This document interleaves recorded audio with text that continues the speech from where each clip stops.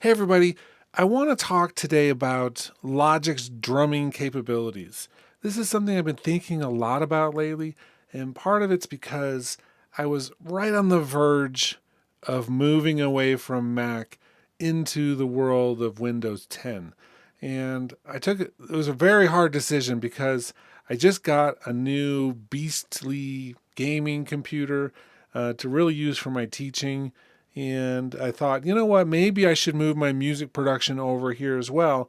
And so I went on in search of a replacement workstation, something that would replace Logic for me. And I thought, I'm going to give it a chance, be open minded about it. And I ended up not doing that move just because essentially it came down to the drummer capabilities of Logic. And I mean that seriously. It's not just the drummer track. It's not just the drum replacement options. It's all of it combined. And so I wanted to do a video today that showcased my top 5 things of why Logic is really the ultimate drummer workstation and explain a little bit more in depth. So, first and foremost, let's talk about if we're going to record drums. Here's a project with a local band that I did with some drummers a few years ago.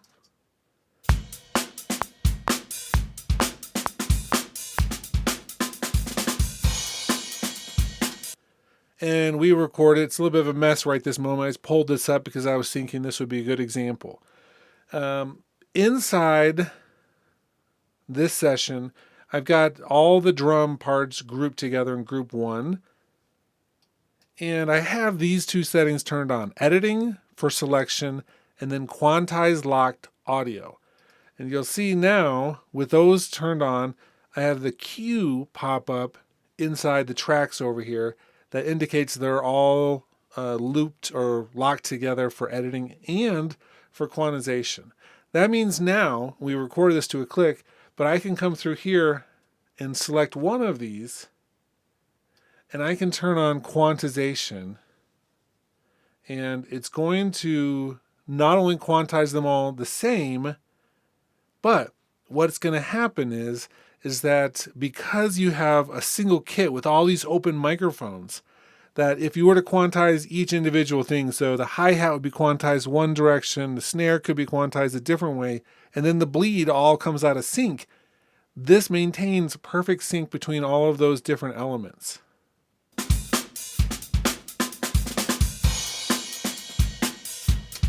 So I can quantize this audio, and all of those tracks will be quantized the same direction by the same amount. So that way we have we still maintain perfect phase, or at least perfect relative phase. It'll maintain what it was when we recorded it. It's a really, really important thing if we're going to be doing some timing work with drums, that all of those mics maintain the same relationship. So that's the first thing about this. And again, I want to say that I'm not saying that these are things that only Logic can do. That's not what I'm saying. I think when you look at the overall picture of the 5 things I'm going to talk about, that you're going to see that combined together, perhaps there's very few other workstations that will do all of these things inside the package of the workstation itself. So that's one thing. Let's undo the quantization change. The next thing then would be the doubler or the replacer. And so we can come through and any one of these elements, I could come through and we could do what we have, or what's called the drum replacement doubling option. I did Control D to get there. It's in the menus as well, but I can come through with this and double this so that we get an exact duplication of it. Let's cancel that for a second. Here we go. Let's make sure we're on the right track. There we have it. And now we do have to choose. I know there are some third-party drum instruments which let you real-time trigger off of it, and it'll do an analysis and things. So you have to do one step here, which is just choose which of the instruments we're doing. We can either replace it or double it. We can choose the threshold, and it's real easy just to look at this to make sure that our threshold is picking up the kicks but not the other bleed instruments. It's typically set up so that it works really well right out of the gate. Don't have to usually change that too often as long as they were recorded pretty well. And then we can choose our different instrument over here. Let's preview this.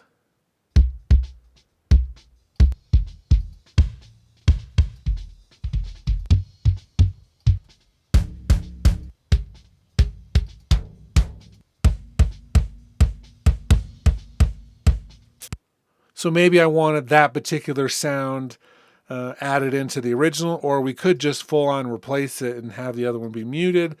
Let's do a doubling for now. And you can see we can change the trigger note if we want to. We can change the offset of the timing. But let's click OK. And now, let's zoom out for a second.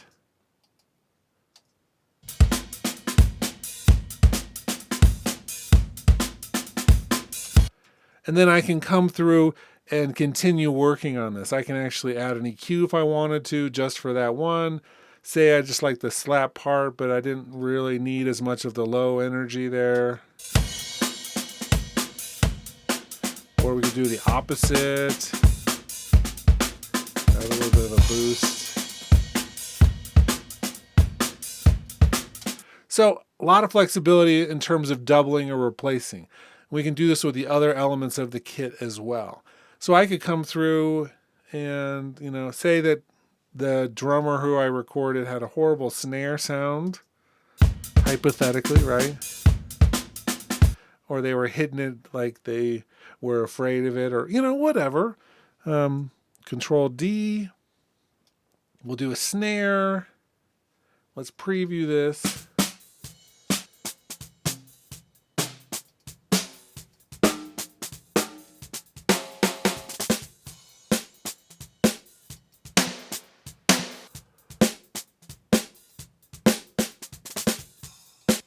This time we're replacing it, so the first one gets muted, and now we just have the other one. You can see there was a wide variety of snare hits.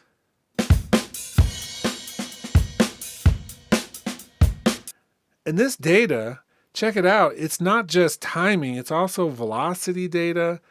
You can see a variety of velocities that are here.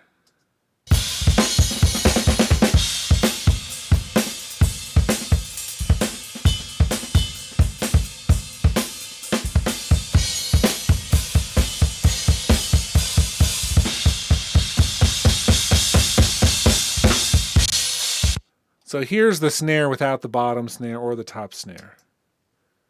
A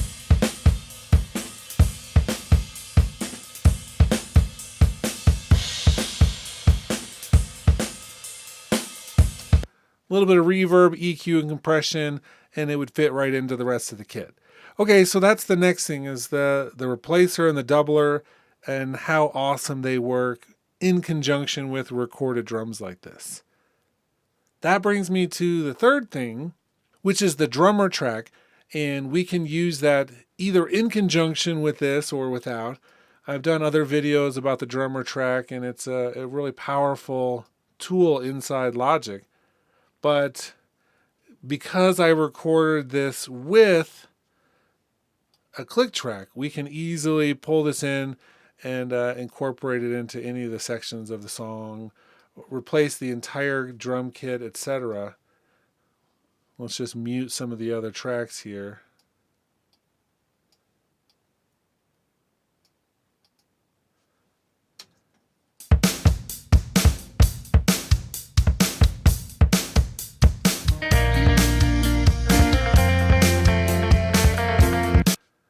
We'd have to find the right pattern and all that. A lot has been said about this. Let me just give you a few sub points about the drummer track, which I think are amazing. First and foremost, I hear everyone say, you need one or the other, easy drummer, superior drummer. And I don't think that any of those have a huge edge over this in reality. You may have to process this to get them to sound as big. You may want to work in some genres of music which Apple hasn't expanded to. There's some metal genres which we don't do very well with Logic. I'm going to admit all of that. That's fine. But in terms of the overall power of this thing, and the fact that you could bring in external MIDI files from any genre and just have to process the kits differently, there's very few things that this doesn't give you the opportunity to do. For instance, the producer kits, which give you all of the breakout of all of the microphones, including extensive room miking, leakage miking, and like the drum sub, kick distortion, all these things for the kits. I mean, this thing is an amazing beast in terms of just the multi-tracking capabilities itself, which then you can process all separately. And you have tracks for every single one of them automatically loaded in there. But then we come in here to the actual kit. So let's open that back up for a second. We have the drum kit here. I can come through, change the different individual components, the tuning, the dampening, the gain, leakage, the overhead, the room sounds. We can do that for the snare, change the snare drum. I mean, we have tons of snares. We have different tom sets, different cymbal sets, different hi-hat sets. All of this stuff makes this like incredibly flexible. And in addition to that, the drummer we can actually use with external drums and just use the drum track capabilities with this all by itself. So for instance, this matrix, which I think is one of the next big things about the drummer track, it allows me to very easily come up with a variety of patterns and the arrangements for songs way faster than any other drummer tool. Sure, there's going to be some of you who use other tools extensively and are very fast with them. It's arguable that you could probably be faster than most in Logic. But without experience, just getting started, for sure this would be faster. And then as you use it, it's actually very powerful because we can customize all of the patterns using MIDI. I mean, it's as easy as convert to MIDI region, and all of a sudden we're using MIDI instead of the drummer track. But also, there's a few things here that I think are incredibly powerful that I don't see a lot of other places. One of them would be the follow option, where I can say I want the kick and the snare pattern to follow a different track in my session. So like the guitar part, or if there's a vocal part or a bass part, they interact with the other tracks and it changes the pattern. I don't see anybody else doing that really. And if I'm wrong, send it in the comments because I'd love to know who else is doing this where you have the drum patterns follow other parts of the song. This ties into the next thing I want to talk about in the big points, but I think in terms of the actual drummer pattern itself, there's just so much control that we can have here. We have the pull and push for the feel, the ghost notes, the hi-hat variations, the overall fills, the complexity matrix, all of this stuff combined with all of the different drummer personalities and the patterns they come with. This is like, I think, just hugely flexible and hugely powerful. Okay, enough about that. I think that there's even more that we could talk about in terms of this, but the next thing really comes through with the groove track. And the groove track is part of Logic. It allows us to do the timing of one thing to match it to the timing of something else. So in this case, we have the original acoustic drum set as the groove, the sync source. So I can turn that off and I can make this drum the sync source and have the other instruments in the song follow it. So for instance, the bass.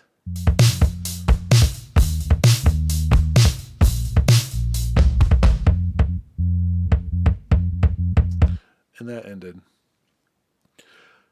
We have that other bass drum still going. Okay, cool. So the bass now is having its time adjusted to be tighter with the drums.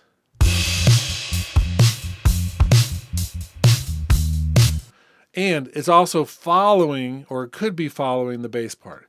So the drums now could adjust its pattern, and the time could be set for the bass to follow the sync of the drums. And then the two work together, and you come up with more of a partnership, like a real band, instead of just having these virtual tracks. So I think the groove track is hugely important in understanding how to make this all work. Now, I still haven't actually set an actual pattern that makes sense yet. It could be that I just need to change the drummer, but change drummer, because I literally haven't even adjusted it. So the timing thing, the demonstration gets better if you actually set this all correctly. But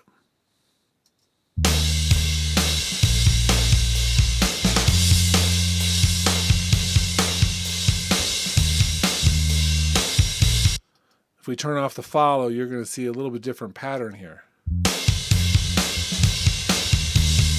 But when I turn it on, it actually does coordinate with the bass, and it is changed for sure. The last thing I want to talk about is now the newest addition, which is the step sequencer. But in addition to the step sequencer, we also have this incredibly powerful drum designer tool. So let's do new software instrument track. And for this one, let's load up. Well, we have the drum kit designer, which we already were looking at a little bit, but the drum synth is another option we can look at. And then the drum machine designer is the one that I want to actually look at a little bit more right now. But you can see we have like multiple different instruments. We have the acoustic drum kit designer. We have the drum synth, which does, really cool 808 type sounds. And then we have this tool here, which has an incredible number of full patches already ready to go for this. So I can come through, click on any of these, choose something over here from our library. It's going to load up a sampler, or it's going to load up, let's see if we can get something else here.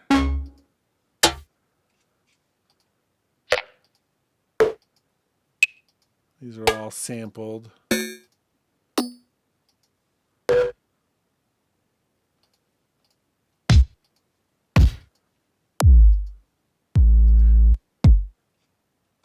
And so much power comes with the sampler that's now inside Logic. But here's another example. We have one of our drum synths here. And so we have that we could load in. We could come through, let's see, and change all of the inputs and outputs and process this separately. There are so many different things that we can now do with this that makes this incredibly flexible and incredibly powerful.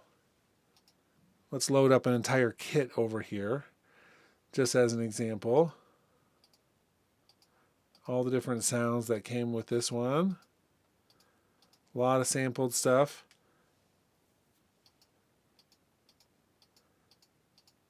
And now all of these are triggerable.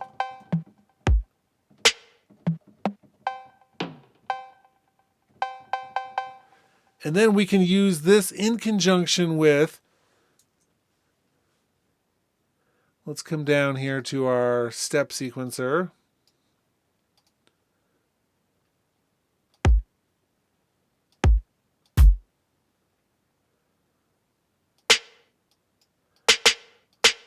And the step sequencer is pretty normal. I mean, it comes with all the things you would expect. I do think that the integration with the new iOS app makes this really special in a lot of ways, but it's just so easy to come up with creative sounds in here.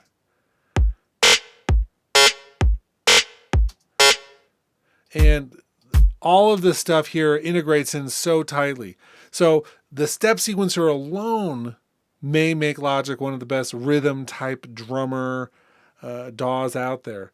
But in conjunction with the machine designer, with the drummer track, with the groove track, with the drum replacement, doubling track, with the quantization tools for acoustic recording. I mean, there's nothing that really comes close to everything that you have here. And that's what I found as I started looking outward. I was thinking, maybe it's time to go back to Ableton, or maybe it's time to really, buckle down with Pro Tools or whatever. And instead, that's why I ended up buying the new M1 machine and going that route because, I'm ready for something to really up the game and keep all of these powerful rhythm type tools inside my workflow that I couldn't really get anywhere else. Okay, weigh in. I know this is one of those polarizing issues, but I think these top 5 things, with really a minimal look at a sixth with the step sequencer, I think that it's really hard to beat with any one tool that you could possibly buy straight off the shelf. Okay, that's it. Hope you enjoyed this look at these things, and we'll do more like this in the future.